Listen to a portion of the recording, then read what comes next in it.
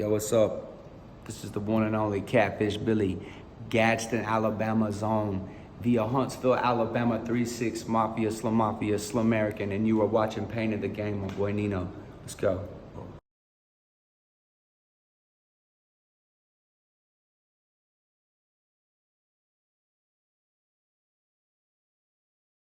Welcome into Pain in the Game, which is dope. Buy it, man. We got a special guest. We in Huntsville at the back of Orion Amphitheater, man. Sir. I got my homeboy right here, YelaWolf, man. Welcome back home, man. Thank you. Yes, sir. Good to be back. Yes, sir, man. How's it feel being back? And well, coming back with the 6 is a different level. You know, I'm from, Gadsden, Alabama. But I lived in Huntsville for a while. I was Graceland Estates Trailer Park, bro. Like working at Mattress Express, hustling, man.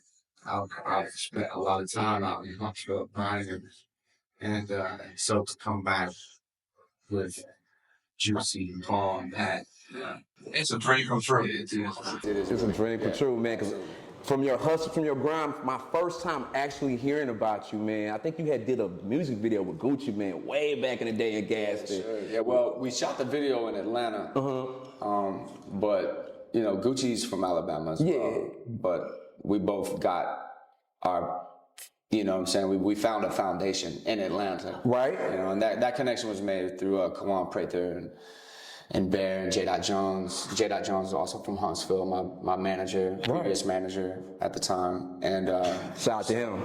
Yeah, absolutely. So we just found ourselves in the right network, and Gucci was down for the record, and we actually recorded I Just Want to Party at, I think, Patchwork, and then the video was shot across the street. In Atlanta, right? Yeah, in Atlanta, at a whole little skate house, really. So it was organic, if you're telling me. That basically was organic. It just happened the way it happened. It typically has happened that way in my career, for sure. Shit. Yeah. Well, I'm right here with you, dog. As this right here just happened. Organic, to be honest with you. Exactly. Yeah, man. So let me just get into a few questions, you know what I'm saying? It's nothing major, nothing like that, but like, what is the most desperate thing you ever did for money to make it through life, man? Oh, man, to make it through life? I mean, make it through a situation, you know what I'm saying? There was different situations that required me to get money, in order to get by. Of course, no one's ever asked me that, man. And we ask some good questions in this motherfucker. It brings, I think the craziest thing I may have ever done is when I was 19, I took the Greyhound bus, 5-day trip to Seattle, and I slept outside. I was on the streets for a while in Seattle, and I hustled my way onto a boat, and I did a whole season in the Bering Sea of deep sea trawling, Man, how is that? You ever seen Deadliest Catch? You damn right. It's that. Oh no. How much do they pay for something like that, to be honest? It has to. I was told that's the part. I was told I was gonna make $20K for one season. And I came back with $1,000. By the time I got back to Alabama. Was that poor money management, or they just didn't? It was just robbery. It was just a bad captain with a bad situation, but we were kids, you know what I mean? Like he hired a bunch of greenhorns, as they call them, which means you've never been on a boat before, basically. Right. And so we did a whole season of that, and I ended up coming back with literally $1,000. By the time I got back to Alabama, I had like $400 left in my pocket after a whole season. That had to be devastating, like to think about it. I was so happy to be home. I was so happy to be alive. I was so happy. That part. Yeah, it changed me. It really did change me. Maturity wise? Oh yeah. After that point, there was no more dirt. Prior to doing that, I was in some bad circles, you know what I mean, and could have potentially been killed or went to prison for just being stupid and young, you know what I mean? So that trip really did change. It humbled me. So I earned a lot more than just a check, you know what I mean? Like that's where YelaWolf kind of was Formed. Yeah. You know, was born, you know what I mean? So that's kind of how it all happened. But everything happens for a reason. That's, you know what I'm saying, if you believe in, you know, the word or whatnot, everything happens for a reason. That's probably, you have to go through that transition to get to where you are today. Yeah, absolutely. I don't think that, you know, we were talking before we came out to Huntsville about that very thing. Like, it's kind of rare nowadays to do the kind of hustling that we were doing because everything there was no social media to get through. We were out the trunk, you know. I was in Bessemer, Birmingham, popping the trunk on a box Chevy, slinging CDs hand to hand at a gas station, you know, or on Penny Profits in Gadsden off Tuscaloosa Avenue, and you know, like doing open mics, you know what I mean, like falling in front of people, you know, like just the word of mouth hustle, like he's dope, or trying to get people to understand that I was good enough to be there. Of course. You know, and that's always kind of a... And there was no immediate gratification. Like, it wasn't like, boom, it's out to the whole world. It was straight local. Like, you had to go get it, so you just had to run around and so from Gadsden to Huntsville, to Atlanta, Georgia, to Nashville, to New York, to LA, That's Texas. where I'm from. What part of LA you from? I'm from South Central, Crenshaw and Adams area. Right. Shout out my boys in Florence. Yes, sir. Yes, sir. Yes, sir. Baldacci, Esteban. Yeah, we got family out there. But it seemed like you kind of worked that chitlin circuit, made your way out west, and put your stomp down out there. Yeah, the chitlin circuit is a real thing, and that's another thing I'm not sure that, you know, the whole idea of like, I'm going to go to an open mic in Anniston, Alabama. Right, that's in the middle of almost nowhere. I'm going to go perform at a strip club in Bankhead, Georgia, right? Yeah. Like, tonight. No one knows. You just put, you know what I'm saying? So there's no like, no one can find out. You just show up and you do it. And then, like I say, just spread the word of mouth at that time. That's it. That was all like just like real, like survival.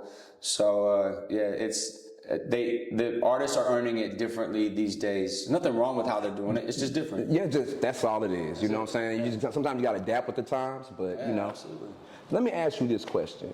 What was the one thing that you passed up because you weren't prepared for it? Well, there was one thing I passed up two things that I passed up that I truly regret. And it wasn't that I wasn't prepared for it. Or, you know, maybe I wasn't prepared for it. It could have been a girl. It could have been anything. Nah, it was a music opportunity. First time I passed up an opportunity to get on Run the Jewels' first album with Killer and LP. And the second opportunity I had was to get on Fragile with Kendrick Lamar. And what? And Kendrick Lamar and Tech Nine. Yeah. And Tech hit me and he sent me the record, and at the time I just couldn't like That writer's block? No, I didn't have writers. I couldn't wrap my head around like writing about being fragile. It was like something that I was too proud to talk about or something. I don't know. You know, hindsight's 20/20, because if it had been handed to me that next year when I was in a different headspace, I would have crawled all over it. But you think writing about it probably would have broke you even further, or I just think that, you know, in spirit? It is what it is. You know, Killer Mike and LP and I, we're still really close friends. Kendrick I consider a homie, and obviously Tech is a good friend of mine too. So it didn't change my personal relationships with them, but it's just opportunities that I felt like I wish I would have done, you know, musically. Okay. Does life move fast when you know what you're doing, or does it move kind of slow? Life is flying by these days, man. I remember as a kid, you know, waiting on Halloween, man. Man, what? That was the times, though, You know, be honest. waiting on Halloween, like, that was a thing. Yeah, and you didn't even have money for it. You didn't even really need money. Listen, it took forever for Halloween to come around, and now it's like everything is just coming up, birthdays, holidays. It's just back to back to back, you know, and you just don't know where the time goes. I think as we get older, man, it really does fly by faster. I don't know. I think part of being, the blessing of being a child is like, it does move slow. And that impatience extends those days, you know what I mean? Like, it's like, shit lasts longer. I agree. It's easier to appreciate small things when you don't know shit, but like when you travel the world, time traveling, as we call it. You know, you jump on a jet and fly to New Zealand. And you wake up one in day Nashville, and then you land in New Zealand within 36 hours. You're on the other side of the world. Yes. You done moved in and traveled around the globe, damn near. Yeah, and then you do 5-6 shows in New Zealand. You're back to Nashville, and you're like, what the fuck just happened? You know, what just happened? It doesn't even make sense. Like you said, it feel like you in a time warp. Yeah, man. So I do try to take my time and like soak up moments. Like on the way here, we were playing Bob Seger, Turn the Page, rolling through these old cornfields, and you know, just absorbing Alabama. Yes, how beautiful it is. Getting ready for tonight. You know what I mean? So that's cool. I think, and I advise people to do that, man. Just like turn your phone off, turn some music on in your car, and just cruise. And just vibe. Yeah. Enjoy the view, especially out here, because when you get the pink skies out here with the tree horizon, you know what I'm saying? The pink skies. The pink skies, bro. Like That's I just said, I said real shit. Come on now, bro. I'm telling you, I'm a vibe kind of nigga. It's a neon place. This place is Alabama's special, man. It is. It's very like me being from California. Like geographically speaking, it's special. Yes. Something about the atmosphere, you know what I mean? When the license plate, I don't know if the license plate still says the stars fell on Alabama. It used to. Okay, It used to. That probably about like maybe a decade, maybe 15 years ago. When I was a kid, that's what they said. Because you see them stars flying by. Yeah, I'm saying. Like there's a high concentrate of falling stars around the skies here. It's just it's a special place, man. Like there's definitely something. There's some mojo out here for sure. Yeah. Okay. I'm gonna ask you this one last question. We can wrap it up. You know what I'm saying? So, what is a gift and a curse for you?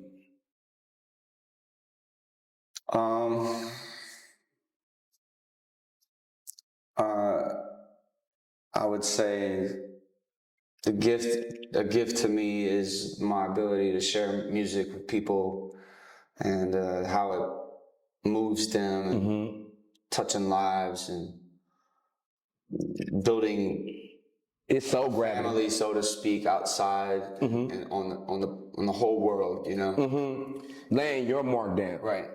And then the curse of that is everything that's taken from me to do that. You know what I mean? Like, right. You know, cars I never drive, a house I never stay in. You know what I mean? You know, not seeing my family. That's got to be the biggest. Those sacrifices that you make to be an artist, that's the gift and the curse of it. But you know, the gift is it exceeds what is taken from you. Exactly. You know what I mean? So like it's very because this is what you grinded for. This is what you put your heart, your soul into, your blood, sweat, years, tears. You know what I'm saying? Yeah, I was eating with my dad one time, and then he was, you know, a fan come up, and while we were eating, and they asked for a photo. It was at a restaurant, and I'm like mid-bite, I'm chewing on my food, talking with my father. You're having a special moment. Yeah, and I was like, he asked for a photo, and I was like, yeah, all right, cool. You know, so I get up out of my chair from eating, take a photo. Now I'm on blast in front of the restaurant. You know, now everybody's asking and looking and stuff. And I not knowing that you're human. Well, I sat back down, and my dad said, hey, it's what you asked for, son. He kept it real with you. At least he kept it real with you. That's what you asked for. At least he kept it real with you. I'll never forget that, man. I like, because like every time you feel, you know, crowded, or like, you know, like you've lost your mojo, or well, you just lost your privacy, so to speak. You know, you got to remember that, like, as an artist, that like it is what we signed up for, and there's a certain responsibility to hold space in those moments, and just you know do what you're supposed to do, and you know it's what you signed up for. Hey, and that's what we doing right here. We signed up for this, man. Pain in the game, man. YelaWolf, it was good to have you, bro. I wish I could have asked you more questions and dived in, but man, it's good to rap, which I appreciate this, bro. Yeah. Truly. Yeah, man. Especially from a local podcast. Hey, listen. 3-6 Mafia, Catfish Billy tonight. Catfish Billy! Sold out show. Yes, sir. Yes, sir.